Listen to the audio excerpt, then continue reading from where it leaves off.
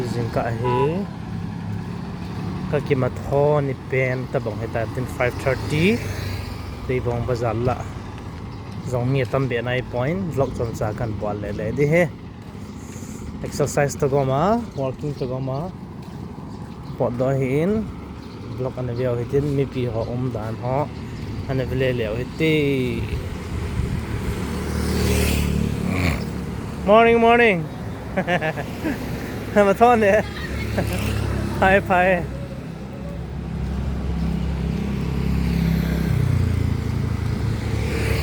wholesale chicken center wholesale chicken center on tam mama jing auto lang koi mam nai pon ni khak se puin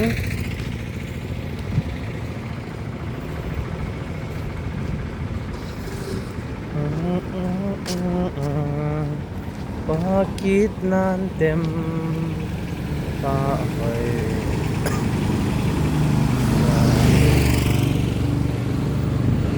Lahi Orion Academy Orion School hitain lahi Orion pa yung building at tung bebe zingin sajang may thang lang apon mama zingin kati sa holo yon tari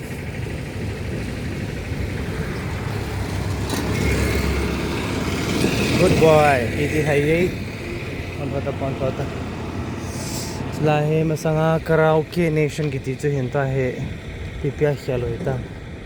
ita pon he marveng Bijang kom chan ka phaing kating le hong kating Tuibong lang kalezo kiting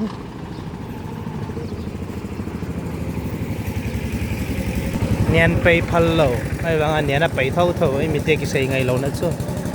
them la he chile idea school banting le khokon roofing industry kiti benezel kiti kanan bank kam do ve la young pillars college kiti ho tamatam he chala he to he tai chi ki da he le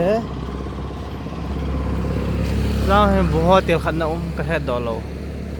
bulasa aume na thauzu no felin azing pilin pile lahi up for academy ki school khat ki dan sa ki bio ham ga kha he be ne danga gari ki to la ki phai pai zal hen ma sa ki ha zilo la ho Samaritan hospital in barai phechi kitle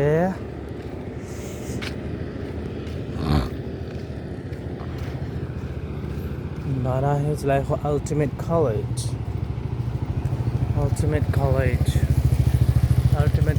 that is like for die ultimate college ana mama singin ho buhin a boy mama singin Ultimate College, the higher secondary school for arts and science. Commerce ang bola hoy dia.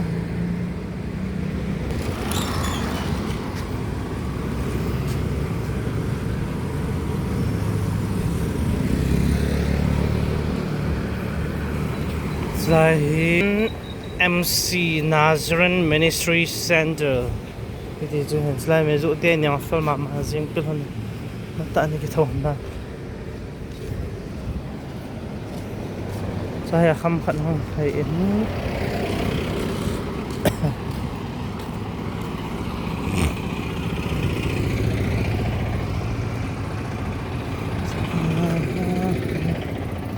Bakit nantem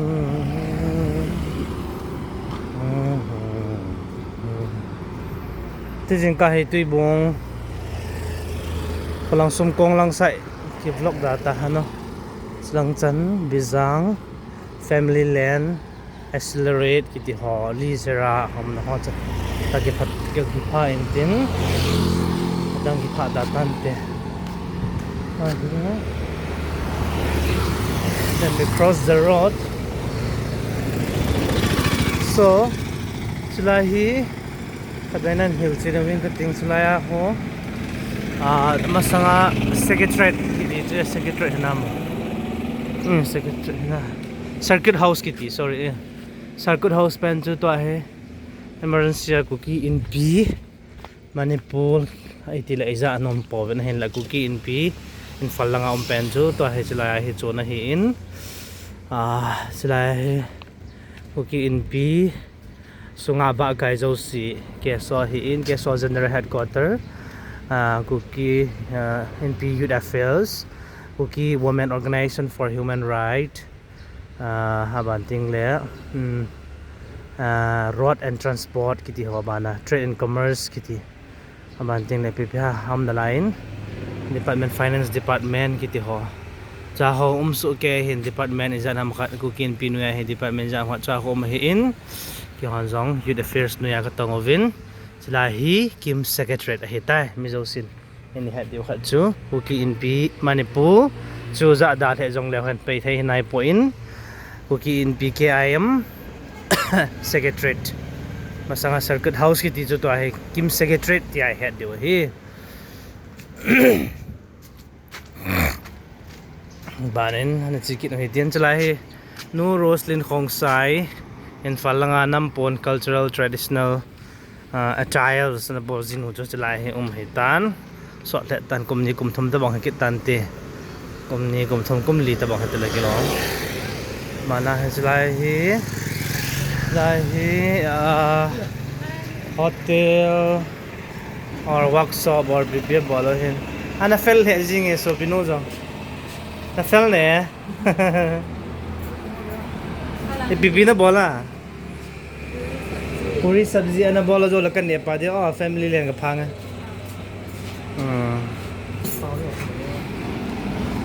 bakit na tem lang so bipan zo hiya miangan sida ne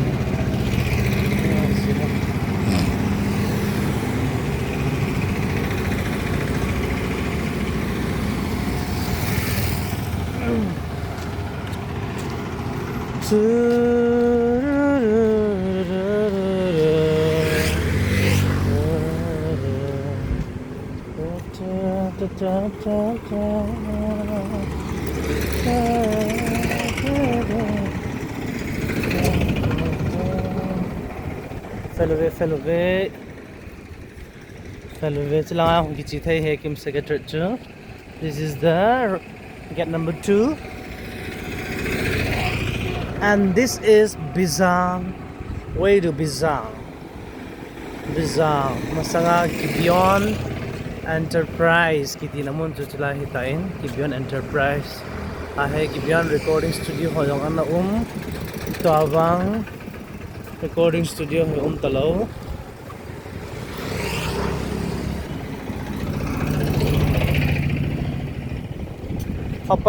open terrace cafe la hen thumwei liwei lang chi khatan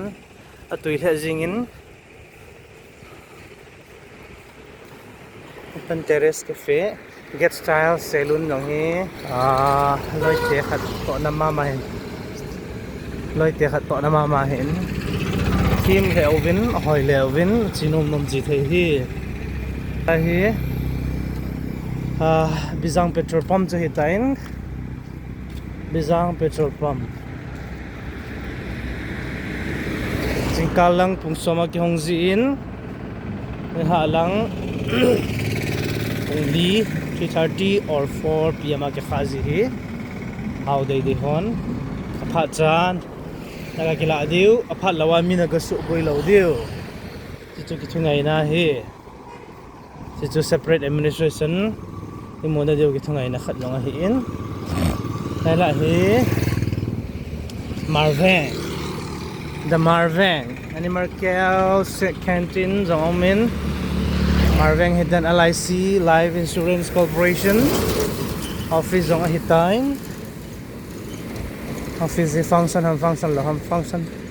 so hile kilomin LIC and life partnership office kiti Partnership Mission Society, Office of the Partnership Mission Society. In katia lam kai chi le lam pa ma thil ki ji ho zo si kasim le ji English theme dan na ga asim le ji ki chi chlai signboard kita jong hi FZI College of Agricultural Science jong phai lai ka hello affiliated to Manipur University. Oh ha Bijang nu te ham Marveng nu te ham afel he jing na hi Bijang nu te hi le kilom re second hand zo tau win jing pil he jing we ni Saturday hi de hanen jing pil he win David Music School o David jong jila ki chun na rai ki chun David ka kap jong jila ki chun ki sa zo ho jang salovin sa jong na ki zo ki ta in sal mama vin la hotel te jong ana jingkil he ove bana chihi Bonsong family pet care lahi Lizara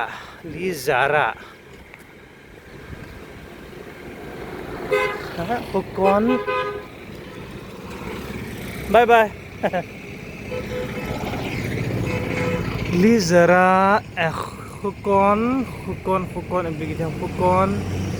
Amaklay Bethany Christian Restaurant Hukon panakila akit dana hitay nasayda na masang sa Food Island lulu nila ahya pahi Hukon panala akit dana Lizara he Hukon Amaklay Bethany Christian Restaurant nati Hukon panala hitain anu hi accelerate hikinin accelerate coaching center hojip ham dele SSC bank railway stenography SBI IBPS RBI NABARD RRB LIC CGL CPO steno CHSL MTS multitasking kiti ho ZD general department kiti ham agniver jalhai police kiti ho coaching lazing thai IBPS so hin banting le so hin the Lodestar Public School CBSC New Delhi affiliated motto excellence through education iti Lodestar kiti hi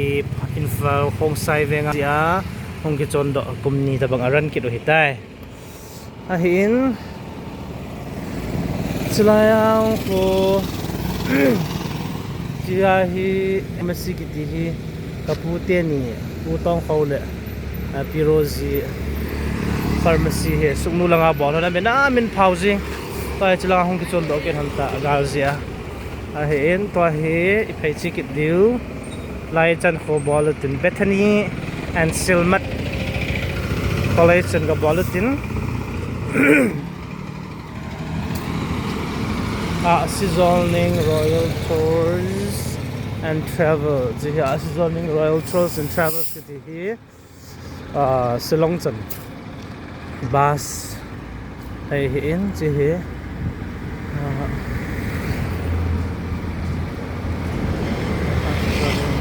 Tours and Travels thil na thot nom le Silong yo thil na thot nom le chai na thot diu hi direct Silong Guwahati Dimapur and Jonathan Spear over commerce and Laila hostel thot nom the shopping yeah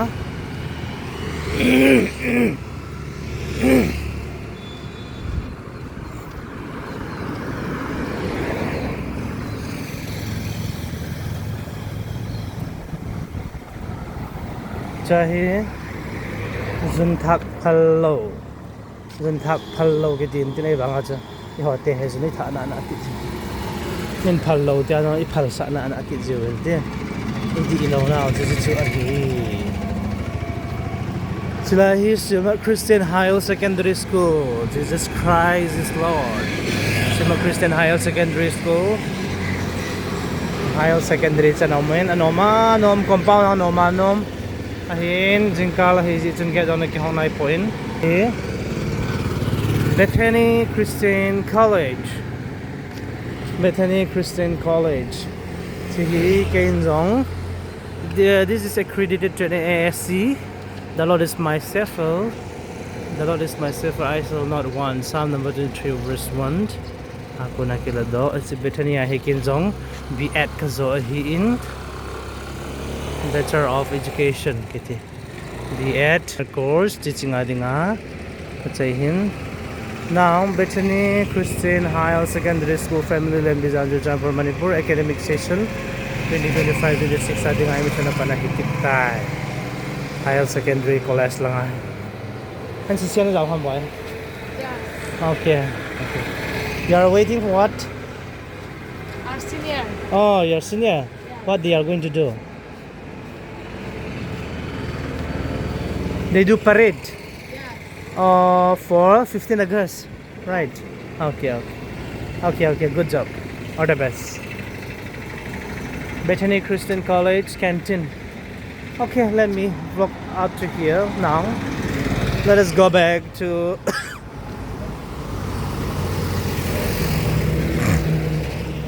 the Tuibong side again now.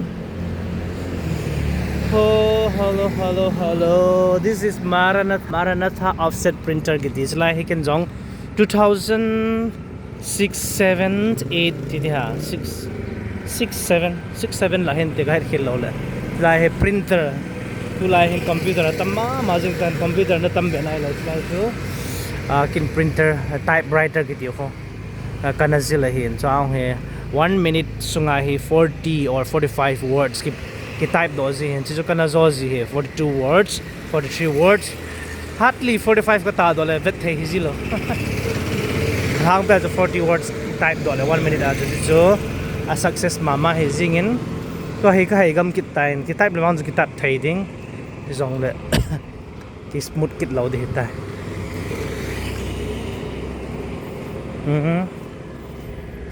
ka wak sop te jong na fel the zing vin hi chan chu in a vlog the o hin tin zing kal le dang ni vet kit de tai tu zing adin lizra ho lot stan lang ho ka hong le thon kit ta in Kitchen ni ana ve tau hitte na bon chawin noble ai monala hoi no moven lang to ni Saturday 2nd August 2025. Okay, bye bye.